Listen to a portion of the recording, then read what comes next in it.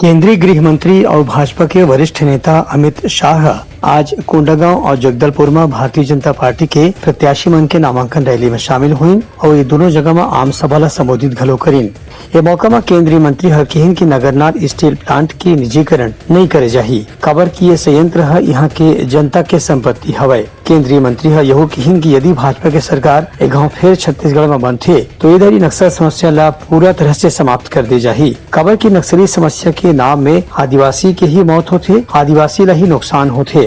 केंद्रीय मंत्री है आरोप लगाइन कि राज्य सरकार है शराब, खनिज और सट्टा सहित अलग अलग मामला में घोटाला करके प्रदेश की जनता के साथ में वादा खिलाफी करत है। ये मौका में प्रदेश भाजपा अध्यक्ष अरुण साव और पार्टी के राष्ट्रीय उपाध्यक्ष डॉक्टर रमन सिंह समेत प्रदेश के वरिष्ठ भाजपा नेता मन घलो शामिल हुए। Bureau report Uttarakhand news.